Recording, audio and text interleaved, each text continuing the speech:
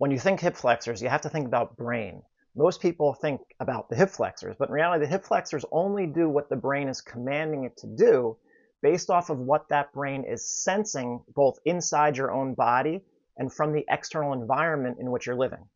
So what are the top 4 reasons you need hip flexors and psoas? What role do they play in your life? Well, number 1, upright movement, so walking and breathing. You can't separate them.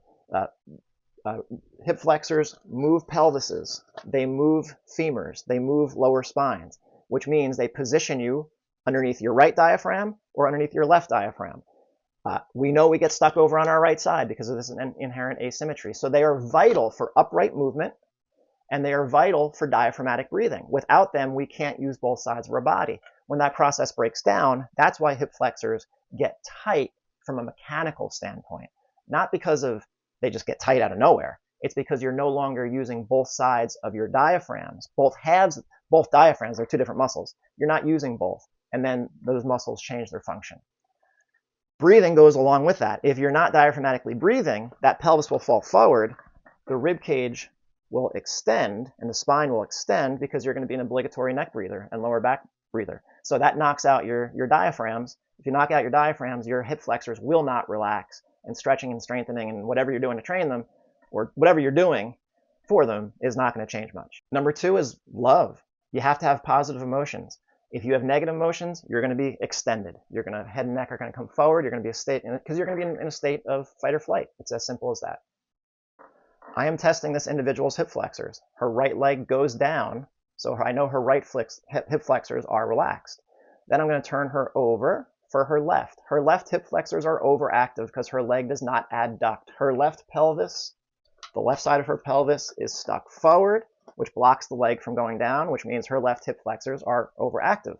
And that's what I'm explaining to her. Doesn't go anywhere. All right, now I'm going to check her right shoulder. She does not internally rotate. Her neck is fine. I speed it up a little bit, but here comes a friend of ours. Pedro gives her a kiss. I recheck her right shoulder internal rotation. She has full internal rotation. And now I'm going to flip her over. Come give me a kiss. See that? I'll let you listen. Just listen to what she said. I changed her settings or something? I have that on video. All I need is love. Oh, Okay. All she needs is love. That just tells, that was a state change of her brain and her body. However she walked in that day, maybe she was a little stressed out. I don't know. She just walked in. But that one kiss, now if that was a kiss from someone she didn't like, that she thought was creepy, you would not have had that result. That was not planned. This is my favorite video of all time because that was completely not planned. But I knew what the change was going to be. Why? Because I've done it so many times. So that goes to show you, though, there's so much more influencing your bodily pain and your muscles and your hip flexors, any other muscle in your body. It's based off of emotion and feeling.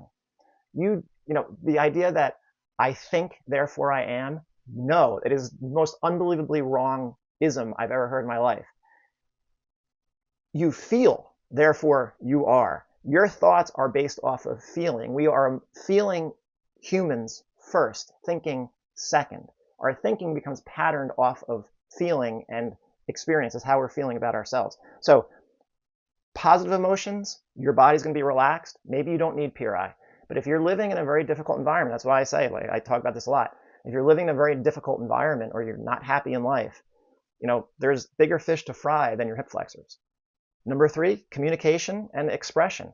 Our body has to move fluidly to have appropriate body language. You can tell actors study the way bodies move, like angularly, fluidly, rounded. Like you learn to, when you have to think about the character that you're going to be, how would this person move? If you're playing someone who is elderly and angry, or constantly angry, they're not going to walk so fluidly. You'll learn more about posture restoration through acting classes than you will, you know, watching most YouTube channels that talk about posture restoration. I can guarantee you that, if you can put it into a big perspective.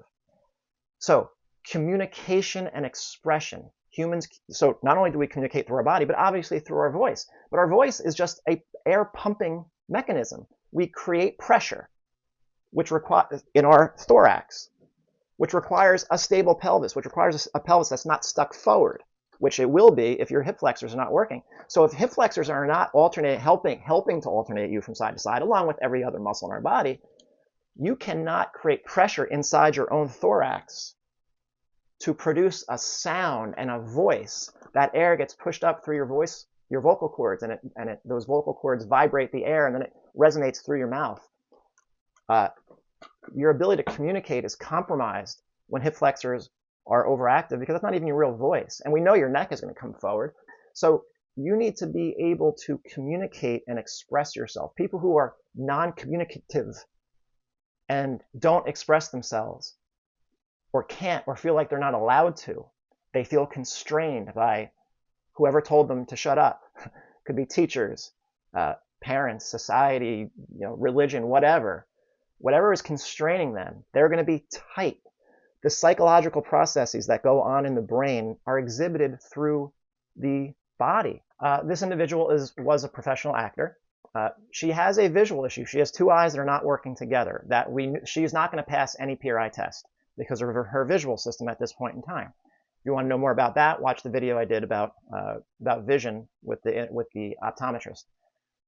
But watch what happens. You're going to see her testing with her eyes open. You're going to see her testing with one eye closed, but then you're going to see her testing after reciting a monologue. But let me just show you where the evidence for this is. Researchers put actors in an fMRI machine and then had them perform Shakespeare, and found that being in character produced global reductions in brain activity representing what they called a loss of self. Allowing yourself to fall into a role helps you to leave inhibitions behind and allows you to then feel emotions in a new way. So when someone walks in and lies down on my table, there's no diagnosis. They have a pattern of tension that's associated with them. The moment you start acting and you're assuming a different role, that inhibitory activity or that tension goes away because you're no longer that person. That's how I think of it. But regardless, you're going to see the differences. So here's her testing initially. Her right leg will not go down. Her pelvis is forward on both sides. And I'm just explaining her right hip flexor is really tight, but I know that's a visual issue. Then I show her left leg. Her left leg will not go down. Again, her pelvis is forward on both sides. Okay. So she's in this PEC pattern that we talk about. Now, here I'm going to show you her testing when she closes one eye. So right now, eyes are open. She cannot pass. I'm going to have her close her right eye. And now she can pass. Her hip flexor is turned off because remember, hip flexors are part of the movement system, which are part of the vestibular upright balance system. And the vestibular system is based, a lot of it is being influenced by your visual system. So if the visual system is not properly functioning, the vestibular upright balance system can't function properly. There's a threat there. So what's going to happen? You extend. Your pelvis will come forward on one or both sides into this pattern of activity. And you're not going to stretch those hip flexors because the reason those hip flexors are tight has nothing to do with stretching a muscle nor strengthening it. It's a threat. The brain is being deprived of sensory input, thus it's being threatened, so it holds you tight to not allow you to fall down and get hurt. But now also watch what happens when she recites a monologue. Her arms start moving. She's expressing herself. And then I lie her down, and she can adduct. So, expression. Okay, if you just look at this, 20 minutes of coloring mandalas resulted in significantly lower anxiety levels. So, what would that look like? Well, the reason I was at that person's apartment was because I wanted to test people before and after painting or drawing in a kind of coloring book type of thing. So anyway, here's the testing before art. You have two different people. Again, same pattern. Left leg will not go anywhere. Her left hip flexors are overactive.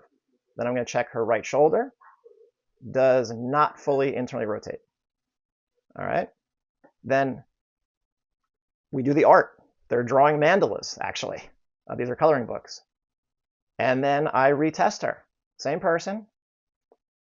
And her left leg will now go down. Does she have a tight right inner thigh? Definitely. Is that the only thing she would need? No. I'm just showing full right shoulder internal rotation. So her body went into a state of rest. Same thing. This is Pedro again. Now his left leg is really stiff. And he has a little bit of pain. His left leg will not go down. Same pattern, right dominance, left AIC, right BC pattern. His right shoulder is not going to internally rotate. It's worse than the other person. But again, after doing the art, his left leg goes down and his right shoulder fully internally rotates. So again, a state change. He created something. They both created something. What does that mean for you? Well, doing something artistic is very, very important. So doing something to express yourself, because that's number 3. The number 3 reason you need hip flexors are for communication and expression and connection. You need to communicate. How do you communicate? Mostly through speech. Well, actually, no, it's mostly through your body. Speech also.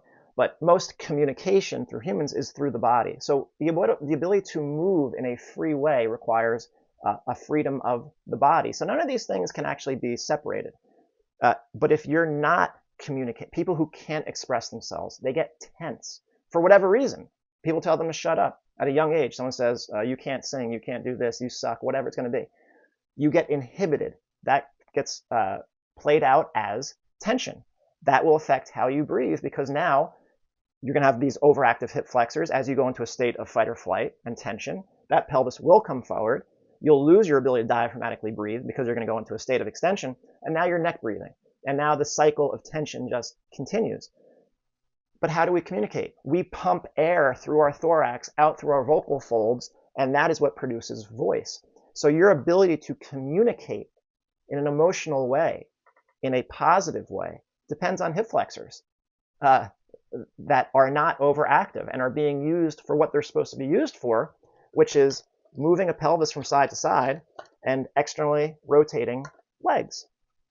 Just as a little add-on, remember, communication is the vagus system, the ventral vagus system. That's the parasympathetic, that's the autonomic nervous system, parasympathetic nerve that keeps you calm and regulated.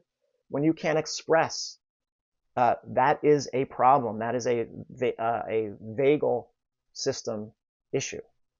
You know, if you kept expression and love in your life, and don't be like, oh, there's no one that loves me. That's not true. You might not get the love that you think you're entitled to, but that's a different issue. There are people that will appreciate you, and if you haven't found the right community, keep searching. But for me, PRI. I finally found people who appreciate the way that my brain works, and it's great. I found a home. Dancing community, yeah, I love dancing. Acting, I think, is a better community for me. I just get along with, on an intellectual, personal level, I seem to get along better with the actors that I've met so far, more so than the dancers, for a variety of reasons. But I found communities that appreciate me for what I bring to the table. Not everyone's going to appreciate that. My channel's never going to be big because most people are never really going to understand what I'm talking about. That's fine. I don't really care. I like to connect with the people that I connect with. That's what makes me happy. So you think my hip flexors stay inhibited, turned off, and functioning properly? Oh, heck yeah. Now, when I thought I was wasting my life doing an IT job, and then, of course, my jaw and my vision, which was keeping me tense, no, yeah, those hip flexors were not going to stay shut off for a very long time. So the brain's number one goal is survival. It doesn't care about lifting weights.